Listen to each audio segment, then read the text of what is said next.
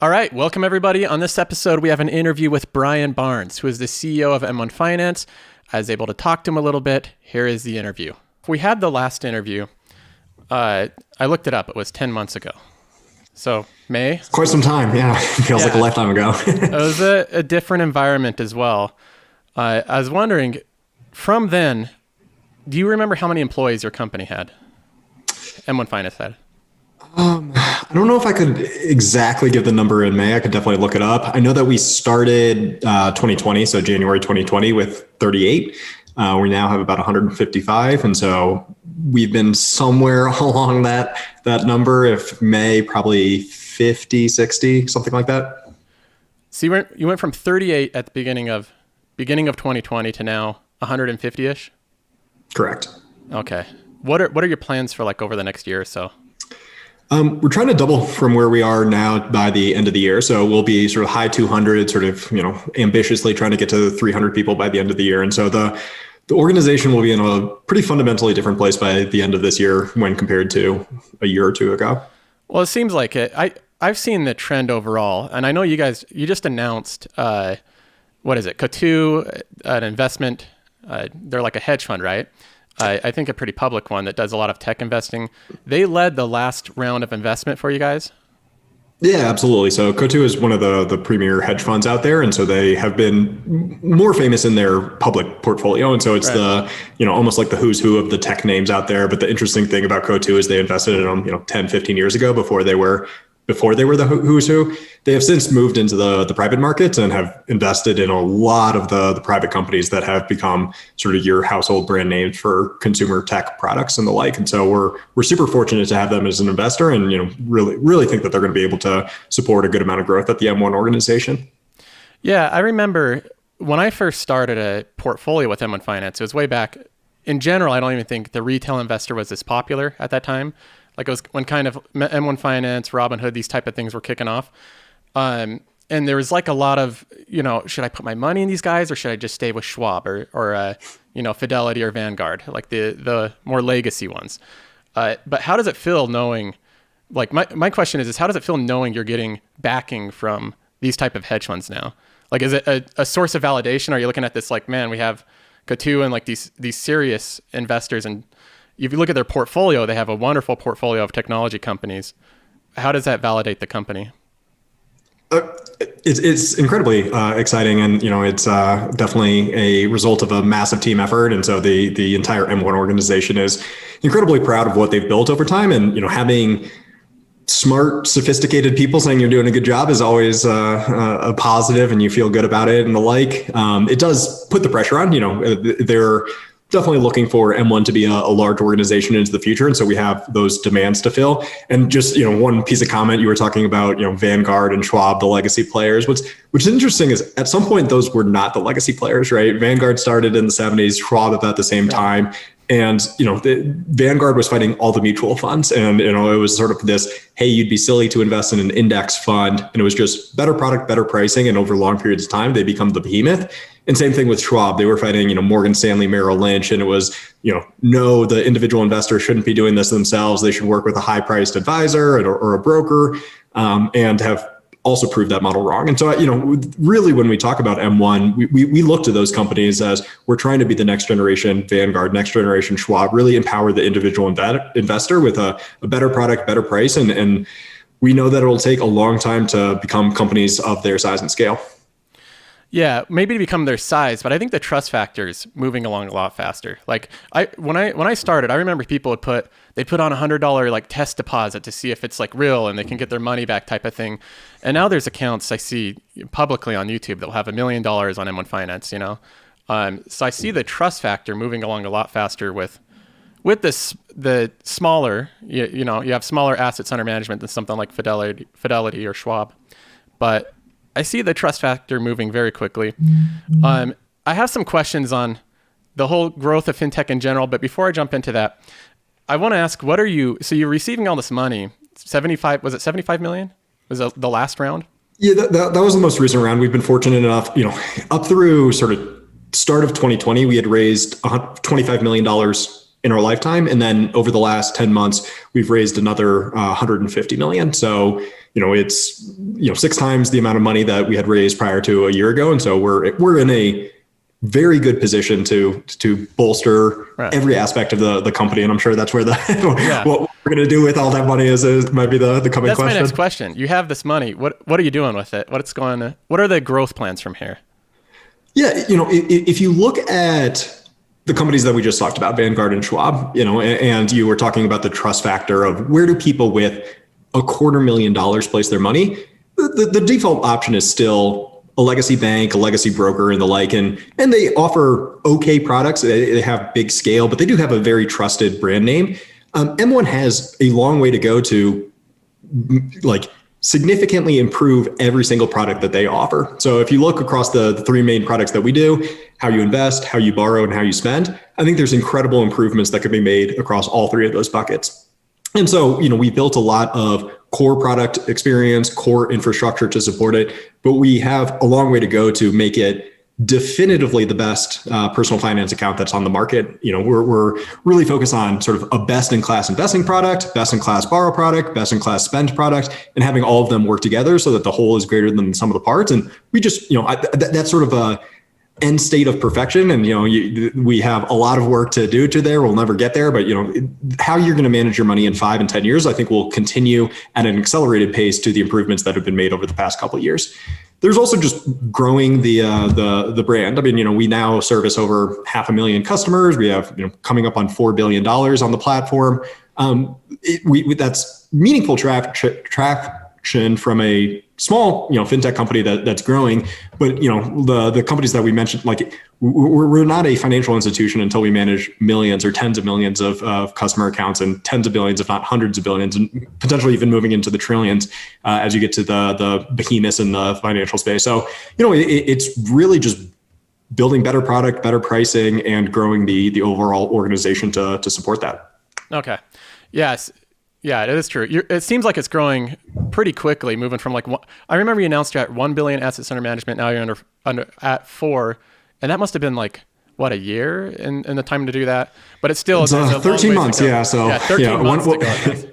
Yeah. So it's growing fast, but you got a ways to go before you're one of the big players. All right. So between the different products, you have the investing product, the spend product, like the banking product. Is there any direction you're taking with it where you're going more into one than the other, or are you just kind of splitting the effort between the three?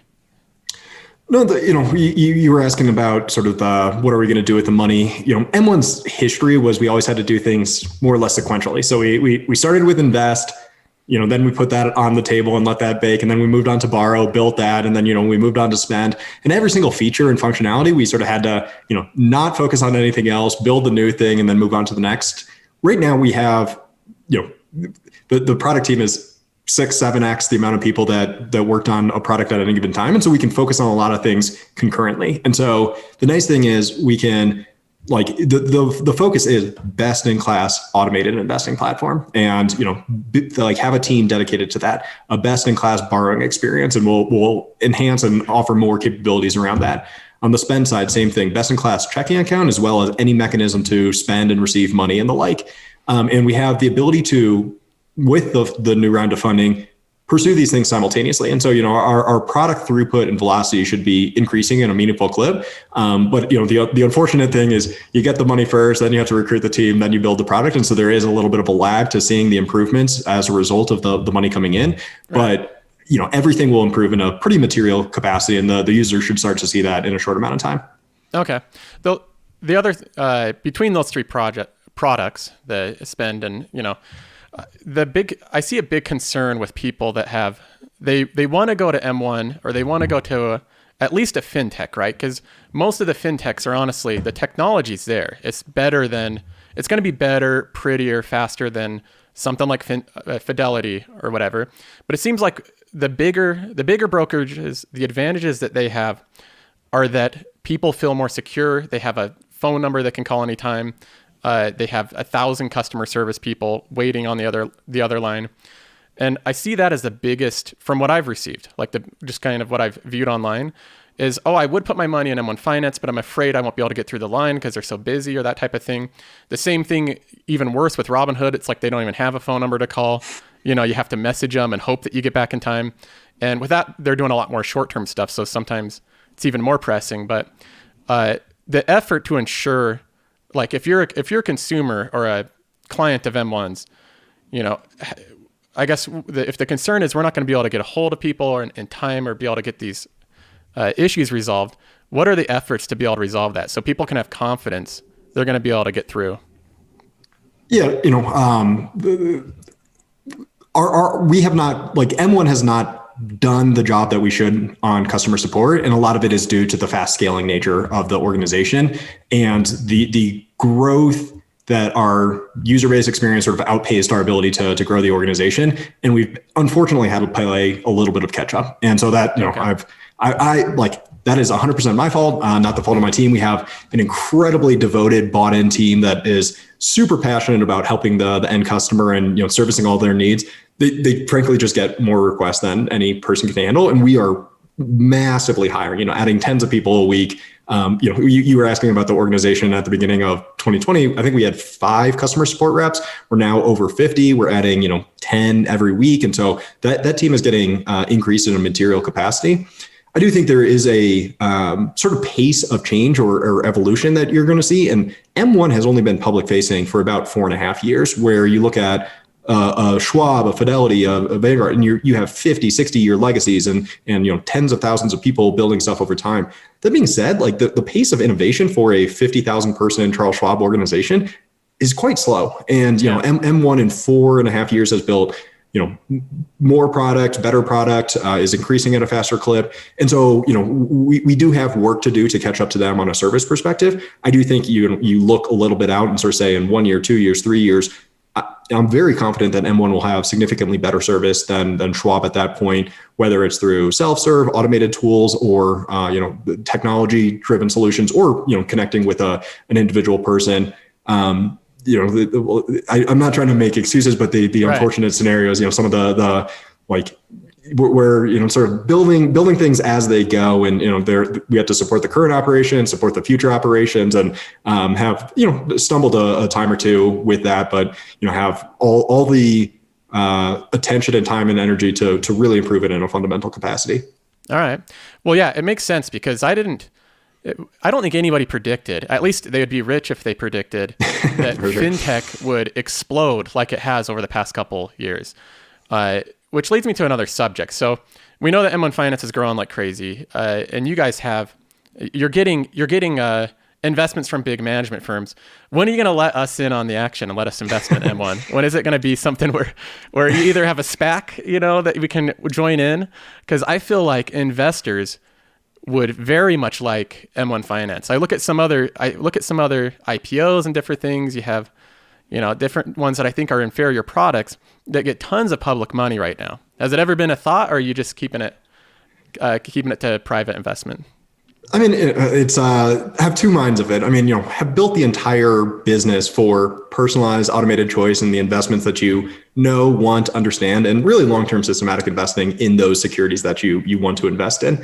I would love nothing more than our user base to be able to invest in M1 company. And, the promise that we're making is we're building M1 to be a durable, large financial institution that grows for incredibly long periods of time. And that's what we're building towards.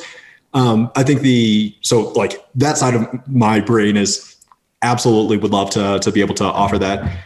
The other side is just the complexity associated with being public and the rules and regulations associated with it, and sort of the distraction to the company as we're trying to really build a lot of the foundational stuff. And so unfortunately, like every time we've entertained it, the costs of going public have been too high, where we're better served being private for now and being able to be 100% focused and heads down on improving the customer experience and building out product and infrastructure and everything that will support the organization for many years to come. So it's those two things at tension of wanting to have the ability to offer M1 as a product, but then just sort of the cost and complexity associated with it. Okay. But I mean, SPAC mania is definitely real. We get hit up from a lot of these SPAC sponsors. I'm just saying, if you're looking for a time to sell M1 out, this is the time to do it, because there's a lot of companies that I think I look at the different fintechs coming up, and obviously there's a huge demand in the market right now for any good equity. People are looking for quality. I consider M1 Finance to be a much higher quality bet than some of them in the market right now that are getting crazy crazy valuations and stuff. So interesting, but it does make sense because if you're going public, there is a lot of red tape added to it, a lot of things you have to do in the first place.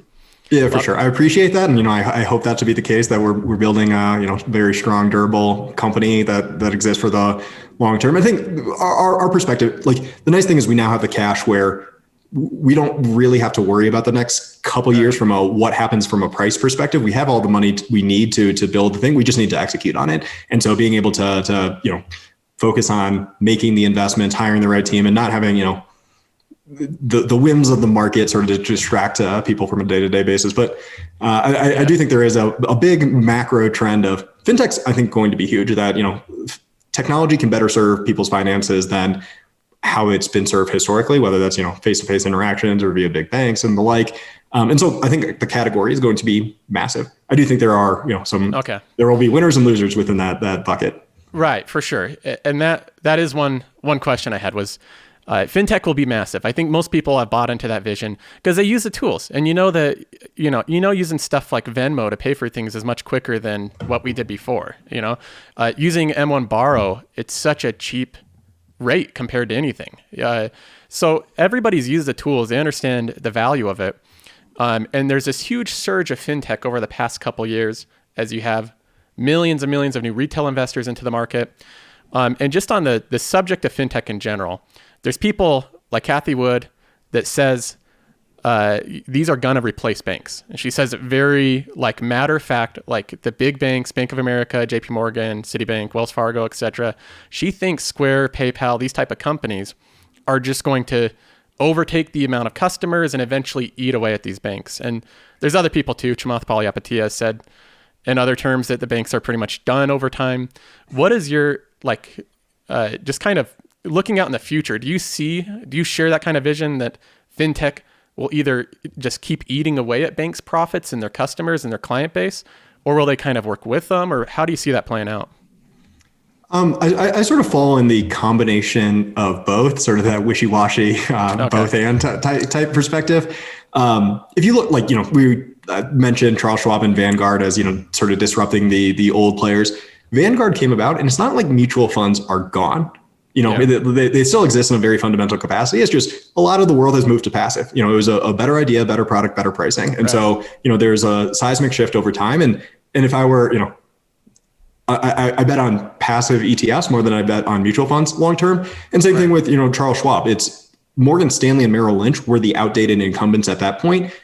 Charles Schwab is, $100 billion company now. Is just Morgan Stanley and Merrill Lynch are also $100 billion companies. And so when you look at this in sort of financial service, I think is more generational, where, a person who is 60 and has a Schwab account and, $2 million on there, truthfully is likely going to have a Schwab account for the next, 20 years of their life, 25 years of their life, and it's probably going to grow with the market. And so it's really, sort of more of a generational thing of, as the people who are 20s, 30s, and 40s, they're going to sign up for the newer players, the better players, the more forward-thinking players. They're going to put their money in there, and then all of those are going to, sort of build up as the asset growth happens, the income growth happens, the purchasing power. So, it is more of a generational play than a, hey, JP Morgan Chase is going to zero in 5 years. I think that's a hard thing to imagine. If they said another way, if JP Morgan doesn't sign up another customer, they're going to be a big company for the next 20 years. It would take a long time for even just their user base to.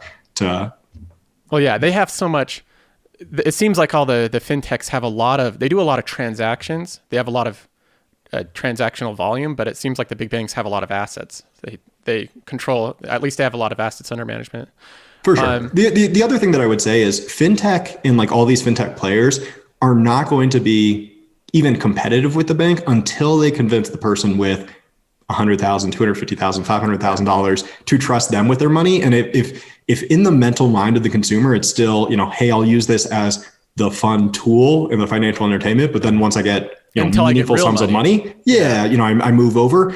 That needs to be broken down for fintech to win out. And I think that's what M1 really focuses substantively on. How are we truly managing money better than any solution on the marketplace today? And why is it the better option for anybody with any amount of assets, whether you're starting out with $100 or you have $500,000, we need to be able to compete and say our product is, better for a variety of reasons and less expensive for a variety of reasons against all the incumbent players. And that's the only way that you can actually take market share from these big incumbents. Do you see on your platform user behavior that mimics that, where people get to a certain, like they get to like $100,000 or $50,000, and then they move it over to like a big guy because they're like, okay, now this isn't just play money anymore. Now I need to put it on something more secure, right? Or do you see them like sticking with it? I guess, do you see any churn when they hit a certain amount? Truthfully, no. If anything, it's quite the opposite. That over a third, 2/3 of our assets have been just cash deposits into the platform. So okay. People, like depositing via ACH. The other 1/3 is bringing over assets from other brokerage accounts. And so, the person with the $250,000 account, the typical use case is they try M1 with 1,000 or 5,000 or 10,000, try it out for 3-4 months, and then they bring over their Fidelity account. And so that, is where the bulk of their assets, the bulk of their money is. And that's what buoys up our AUM in a very meaningful capacity. And so if anything, we are seeing the opposite of people are almost like nervous to try M1. And so they try it out with smaller sums of money. But then once they get comfortable and they are saying, wow, this is a better, more intuitive, more straightforward, lower cost, more automated way to manage my money, it makes sense to move from a legacy solution. That makes sense. I think I don't personally think that younger people, millennials, younger, anybody in that range, I don't think they're going to have much of a problem trusting fintech companies ultimately. But I don't see a lot of people already in retirement taking the retirement out and putting in something like M1 Finance. So it does seem like a generation thing. So you think it will be more of like a kind of slow bleed away from older banks and then the growth of fintech slowly over time, kind of like what we're seeing with like cable and streaming, just a shift from a new technology to an old technology to a newer one? Yeah, for sure. I think, people, the good and bad thing about financial services is people are pretty complacent, and whatever they use is sort of what they're comfortable with. And so I think a lot of the more damning statistics are the bank that you use is the one that was closest to your house when you signed up for a bank account. And I think that's migrating more as we move to digital nationwide distribution, and people will look and seek out the best, and whatever they will be the best is what they select. And if it continues to be the best, that's where they'll manage their money. But if you look at the, it's hard for a 30-year-old to compete with a 60-year-old in terms of, how much money do they have to their name? Because they've had, 8-10 years of earning power, whereas the 60-year-old has had 40 years of earning power. And so, it is just a sort of natural evolution of how assets are built up in the United States of, you graduate high school or college with little to no assets, maybe in debt, you build up to retirement, and then you draw down. And so I do think where money is held is more of a cyclical nature, but people are going to seek out the best tools available. And I don't, like you were saying, younger people are more trusting of technology solutions. I think they're distrusting of banks. I think they're more willing to, trust any of the fintech players or in, Facebook, Amazon, Netflix, Google with things than using a old legacy solution. I think the tech forward thinking mentality just resonates a lot more with them. All right. Well, the next subject on the same subject with fintech and the growth of it overall, we've seen what's happened over the past 10 months with a surge of interest in retail investors entering the market. We have the whole GameStop drama. And I was wondering some thoughts on that. Like, what did you think watching that back? Do you think it played out fairly for Robinhood kind of being the bad guy in that situation? They took a lot of flack with selling order flows. They took flack with stopping trades. They take a lot of flack for not, I guess, protecting the investor. And I wanted to know your thoughts on that overall. Like, what do you think when Congress or, the Capitol Hill, they're going and they're taking it to Vlad from Robinhood saying, you're allowing them to do all these crazy things. Some of them err on the side of saying you need to clamp down on these type of things. What were your thoughts when you were watching that? It's a combination of a lot of things. I mean, there's healthy competition and camaraderie between the fintech companies. And so, there's mixed opinions anytime something happens to a competitor. I think Robinhood's done a ton of fantastic things. I think they brought cost down across the entire industry. They've increased the entire user experience threshold. They proved out, people will trust fintechs with, substantive money, and they have a massive user base and the like associated with it. I think some of the things that they were critiqued for were not fair. I think, payment for order flow is sort of a in the weeds type subject, but I actually do think it helps the overall environment more than it hurts or detracts from it. Some of the weirder things that they're getting brought in front of Congress for, we can talk about specifics and can give perspective on that. I do think the two things that, if, were to sort of say how M1 differs, I do think Robinhood has a trader mentality, and they encourage frequent trading, turning over the portfolio, levered bets with options, whereas M1 is much more investing mindset of you're buying ownership stakes in companies or asset classes, and you're trying to benefit from the value accretion over a long period of time. And those are just they all start with the same thing of buying a security, but they're very different mindsets of why you're doing it in your time horizon. And so I think there's, we just view the world a little differently than Robinhood. And then I think Robinhood, and I think Vlad would admit to it, didn't communicate the best. That all the interviews leading up to it. Yeah, exactly. I think they should have been more transparent from the beginning of the real root cause of the issue, why. And I think, and even if they did that, I think there are real critiques to have there. But I think they sort of dug a hole for themselves by being wishy-washy, not getting to the heart of the issue. And it led the narrative to run astray, that it felt like, the suits versus the little guy. And they just, however they messaged it, sort of played into that. I do think even with, how things truly played out, it's not fully understood. And, I think if but have mixed opinions on whether it even should be, because it is sort of the depths of the clearing industry and capital requirements, and part due to regulation, part due to company capitalization, part due to the behaviors that they're encouraging and the like. And so I do think it's a pretty complicated topic, but in the media, it's sort of bad guys versus good guys, and you sort of pick a side. So it's a nuance is not loved in the media narratives.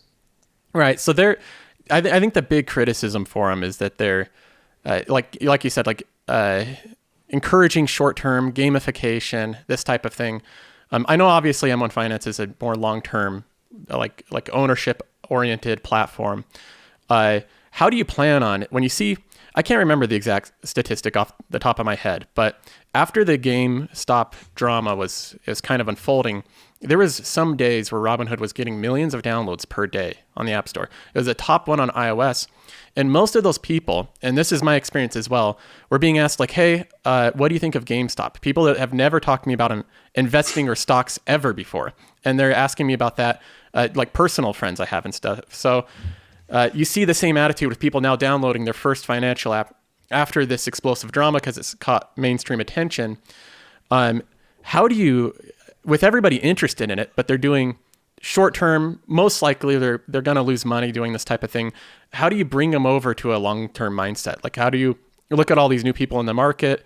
Is there any type of strategy to say there's obviously a lot of new potential long-term investors? How do we get them into a mindset that fits better with long-term wealth creation? It's tough, a VC that I followed, I don't remember exactly who it was, but once said that it's easier to sell candy than it is vitamins. And I think it's sort of that mentality that, Robinhood, if you equate it to a different thing, is selling a sugary snack versus a substantive meal. And, that's fine. There's a market for that. There's a demand for that. I do think where I have issues is when you claim you're doing otherwise. If you're trying to sell frequent trading, you're encouraging it, and you're saying that this is benefiting people for the long-term wealth building and wealth creation. I think there's a little bit of a mismatch there. And, so it's, if people people are more interested in the ability to make a quick buck, make money fast. It's why casinos make a ton of money. It's why the lottery make a ton of money. Those are not avenues or strategies that I would ever recommend to a family or friends to say, hey, this is how you should think about money and build wealth over long periods of time.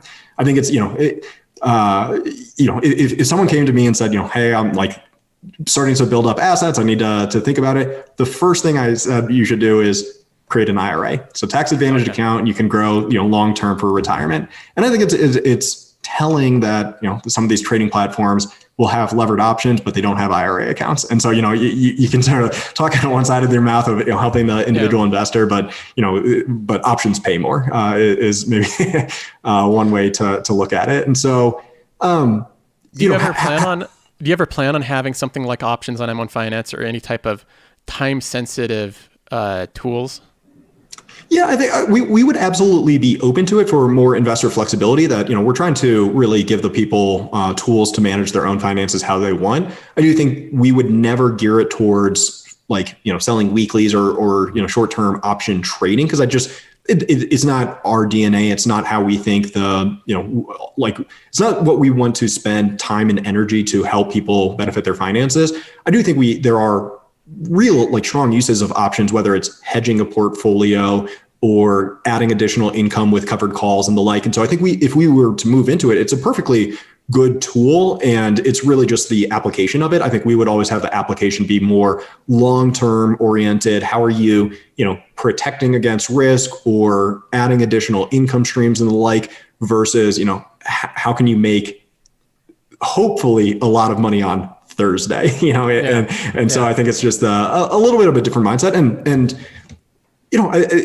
both should be available on the market, and both people should, both firms should get customers, and customers can vote with their feet on what to use. You were asking about, how do you do it? I think it's just being honest to what we're trying to do. We're not trying to do the financial entertainment itch. We're not trying to, have manic swings of, hey, this is worth nothing on Monday and a ton on Thursday, or vice versa, and, sort of encourage that behavior. We're saying the truest way to build and accumulate wealth is to have ownership stakes in valuable things that appreciate over time.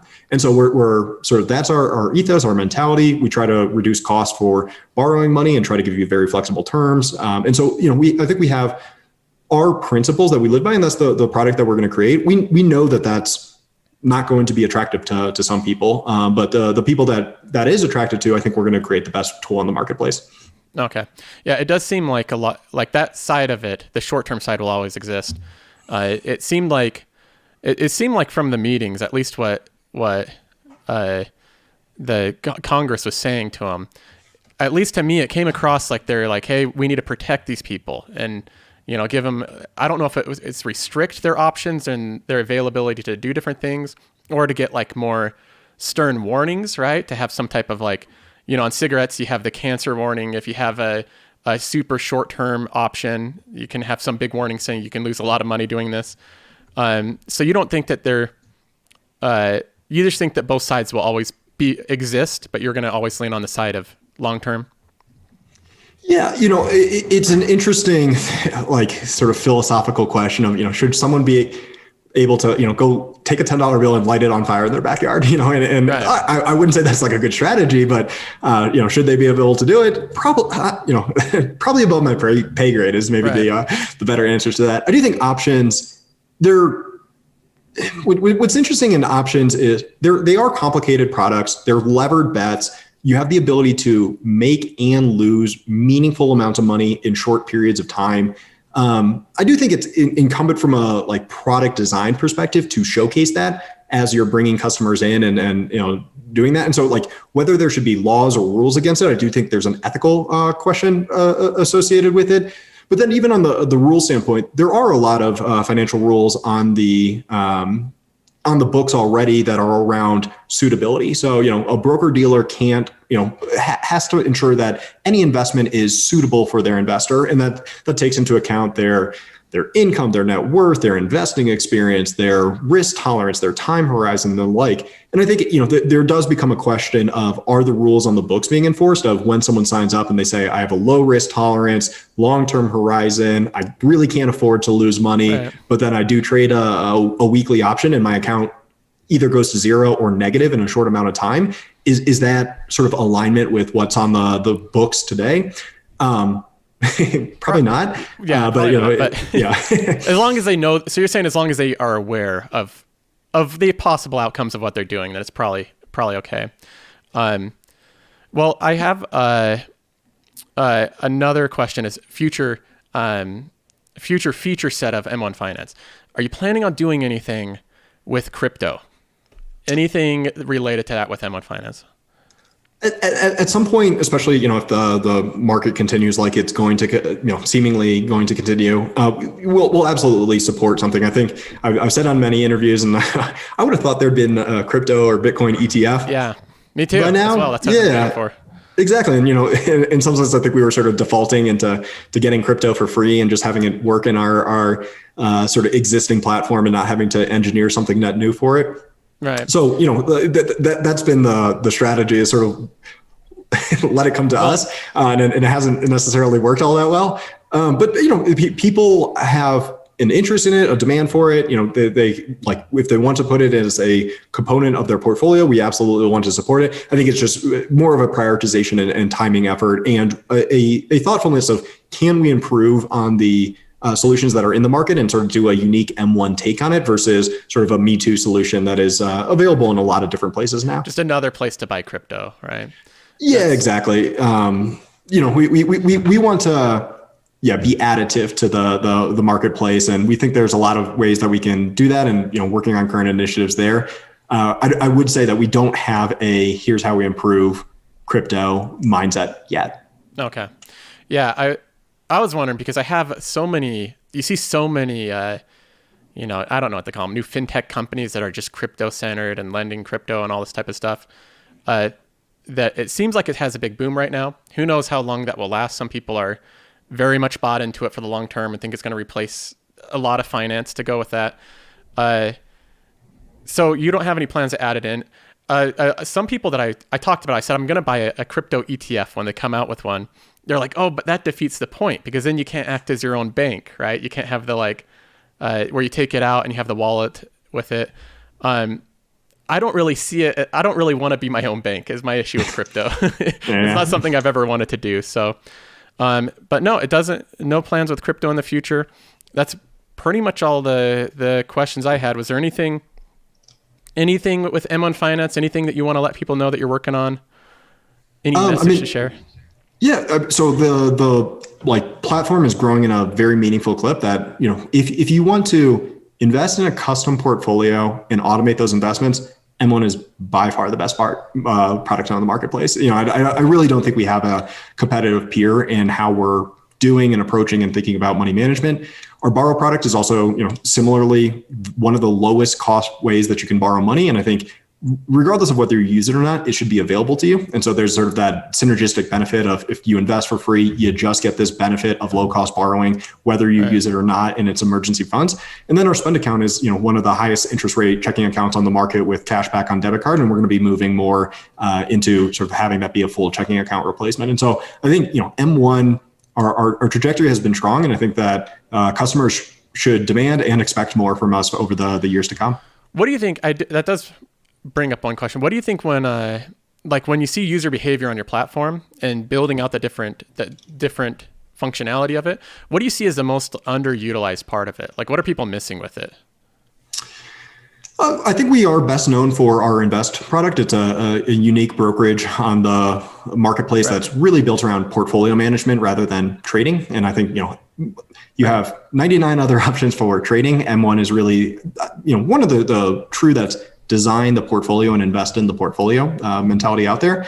And so I think borrow is a huge value add service. It's a tax advantage line of credit that is lower cost than you can get anywhere else. We're getting meaningful uptake of it, but I still think, people should be paying down their mortgages and paying off auto loans and the like with M1 borrow. It's more flexible, lower costs, and it's margin interest income. And so it's tax deductible. Right. And then same thing with spend. I mean, we're currently giving away Plus for free for a year, and you get a 1% interest checking account. There's nothing comparable to that on the marketplace. And so I think M1 should be the primary checking account for most people if you really want to earn the most amount of money on your idle cash. And so I think the newer products are underutilized, and I think there's a lot of growth to be had there. Okay, and you're still planning on building out these three parts of the platform. There's no new part of the platform you're adding, like at least right now. No, yeah, those will be the pillars for the foreseeable future, and it's really about going deeper in each. And so, more investing options, more intuitive ways to edit and customize your portfolio and get reporting and analysis on how Okay. it's doing. Borrow, we will move into other forms of borrowing, and so right now it's only a portfolio line of credit, so borrowing against your portfolio as collateral. But we'll move into the unsecured and the like, and then spend. Like credit cards, or what do you mean by unsecured? And, if you just want a personal loan, so, like, hey, I need 10,000, like, I may not have the $40,000 of investable assets to borrow 10,000, but I need to borrow 10,000 for whatever purpose, a Okay. kitchen remodel or something like that. And, we can support that, or will be able to support that. And then on the spend side, we are moving into the credit card realm. So we have a debit card that provides high cash back, but, we will be, I don't know if I'm spoiling some big marketing announcement with M1. I've said it elsewhere, but we will be moving into that realm and giving people higher rewards and doing a lot of creative things in the With a credit credit card realm. card? With a new credit card? Sorry, what's that? With a new credit card? Yeah. There will be an M1 issued credit card, and we'll do interesting things with rewards based on your investment portfolio, and use the borrow line of credit to provide you better revolvers and the like. And so it'll be a pretty unique credit card on the market. Okay. Well, that's exciting stuff. Appreciate it coming on again. Round two. Absolutely, always a pleasure. Yeah, thanks again, Brian. Okay, hope you guys enjoyed that interview with Brian Barnes, CEO of M1 Finance. If you guys like these type of interviews where I sit down, ask questions with people over different companies, make sure to subscribe to the channel, like the video, share it with friends, because I plan on doing more of these in the future. We have some more lined up. So appreciate you guys for watching. I'll talk to you next time.